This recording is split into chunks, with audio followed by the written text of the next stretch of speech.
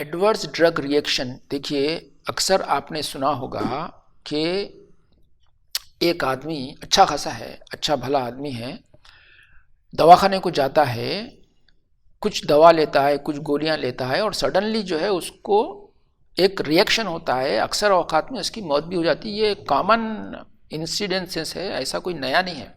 Last year अगर आपको याद होगा तो पूरे ऑल इंडिया लेवल पे डॉक्टर्स ने स्ट्राइक की थी। स्ट्राइक करने का जो मकसद था, स्ट्राइक करने का जो रीज़न था, वो रीज़न ये था कि एमपी या यूपी के किसी गांव में एक इमाम साहब एक दवाखाने को गए और वहाँ पे किसी डॉक्टर ने क्या किया, उनको कोई गोली वगैरह दिया, इंजेक्शन दिया। देते ही विदिन 10 मिनट्स वो जो पेशेंट थे उन्होंने नीली हो गई उनकी बॉडी और उनका इंतकाल हो गया। तो जो रिलेटिव्स थे, वो जो भी पेशेंट थे उनके रिलेटिव्स, उनको नेचुरली गुस्सा आना चाहिए था, उन्होंने डॉक्टर्स की पिटाई कर दी। ऐसा नहीं होना, लीगल तरीके से आगे बढ़ना, लेकिन जज्बात भी कोई चीज़ है तो वो हो गया। और जब हो गया तो इंडिया वाइड जो है डॉक्टर्स स्ट्राइक करें, स्ट्राइक करना चाहिए नहीं करना चाहिए वो एक अलग केस है, लेकिन ये असल था। तो वो जो इंजेक्शन दिया गया था वो रॉन्ग इंजेक्शन था।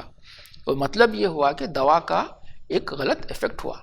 इसको बोलते adverse drug reaction, ADR। America में ADR इस वक्त 4th biggest cause of death, मौत का चौथा बड़ा कारण, मौत का चौथा बड़ा सबब क्या है? ADR, adverse drug reaction. Cancer, heart attack और स्ट्रोक के बाद जितने लोग मरते हैं ADR से मर रहे हैं। मतलब लोग दवा ले रहे हैं, चाहे हॉस्पिटल में चाहे अपने अपने घरों में दवा ले रहे हैं, और दवा लेने की वजह से एडवर्स ड्रग रिएक्शन हो जा रहा, मौत हो जा रही लोगों की। और इस मौत, जाहिर है ये तो बहुत खतरनाक चीज़ है ना भाई। तो ये असल में समझना, हमको कुछ चीज़ें समझना चाहिए। तो ये बेसिकली जो एडवर्स ड्रग रिएक्शन है, ये एक दो आदमी में नहीं है, मिलियंस ऑफ लोग हैं, मिलियंस ऑफ लोग हैं जो सफ़र हो रहे हैं एडवर्स ड्रग। इसका अगर आपको स्टैटिस्टिक चाहिए तो जैसे मैंने कहा, क्योंकि अमेरिका के अंदर हर चीज़ के स्टैटिस्टिक्स होते हैं, इंडिया के अंदर अपने पास उतने स्टैटिस्टिक कलेक्ट नहीं होते। तो अमेरिका के अंदर 4th leading cause of death, number 1। Number 2, दुनिया में जितने भी हॉस्पिटल में एडमिशन्स होते, कोई भी आदमी हॉस्पिटल में एडमिट कब होता, सीरियस बात रही तो होता उन्हें, जितने भी एडमिशन्स होते हैं 5 to 7% of all hospital admissions, 5 से 7% जितने भी लोग दवाखानों में शरीक होते हैं, ये ADR की वजह से, एडवर्स ड्रग रिएक्शन की वजह से। और वो 5 से 7% में 1.8 to 2% लोग जो है मौत का शिकार हो जाते हैं। ये दवा कौन दिया? मैं तो नहीं दिया, आप नहीं दिए, जाहिर है क्वालिफाइड डॉक्टर्स दिए, अपना प्रॉपर इन्वेस्टिगेशंस करे। उनकी जो तालीम थी वो तालीम के, उन्होंने कोई किसी के दुश्मन नहीं थे, उन्होंने अपना पूरा इन्वेस्टिगेशन करने के बाद में जो भी उनको प्रॉपर समझ में आया उन्होंने दवा प्रिस्क्राइब करे। वो दवा लेने के आदमी को एडवर्स रिएक्शन हो गया, उन्हें मर गया। अब ये मौत की जिम्मेदारी किसकी? Who is responsible?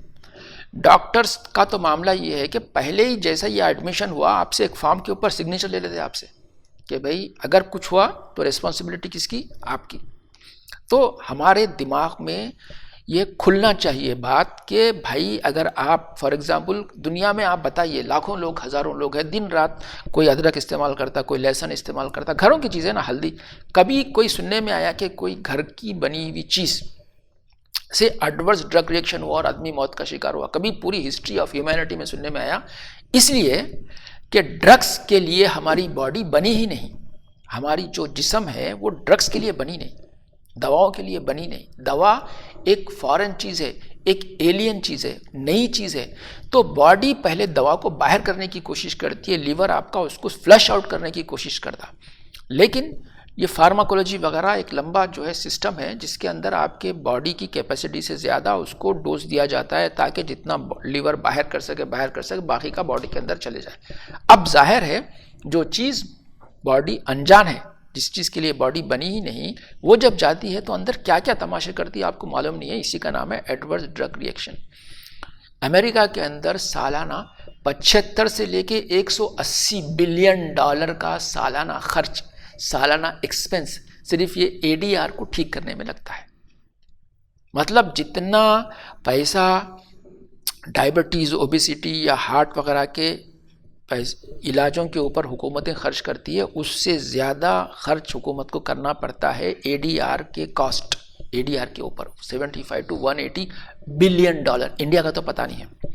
अच्छा, अमेरिका में और एडवांस कंट्रीज़ के अंदर जो है एडीआर को रिपोर्ट किया जाता है कि भाई अगर किसी को एडवर्स ड्रग रिएक्शन हुआ तो इसको रिपोर्ट करो। इंडिया के अंदर ये मैंडेटरी नहीं है, ये कानूनी तौर पे ऐसा कुछ नहीं है कि आपको ये हिदायत हो कि अगर आपके दवा से किसी को एडीआर हुआ हो तो उसको तो रिपोर्टिंग नहीं होती हमारे पास।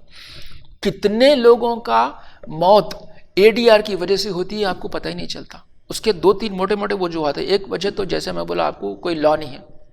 दूसरी वजह यह है कि जो नर्स है या जो डॉक्टर है वो कौन चाहेगा कि अगर आप दवा दिए और उसका कुछ रिएक्शन हो जाए तो कौन बोलेगा ये मेरी वजह से हुआ, क्योंकि फिर तो अकाउंटेबिलिटी आपके ऊपर आ जाएगी। इतना सारा आपने पढ़ लिख के अगर किसी को दवा दिया और दवा के बाद में किसी का इंतकाल हो गया तो कौन सा ऐसा डॉक्टर होगा जो ये बोले कि मैं रिस्पॉन्सिबिलिटी लेता हूँ? कौन ले सकता?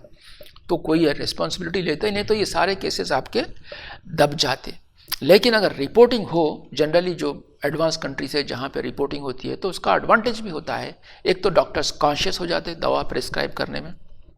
दूसरा ये होता कि जैसे एक मिसाल देता हूँ आपको, 1999 में एक दवा लॉन्च हुई थी यूके में, उसका नाम था रोफेकॉक्सिब।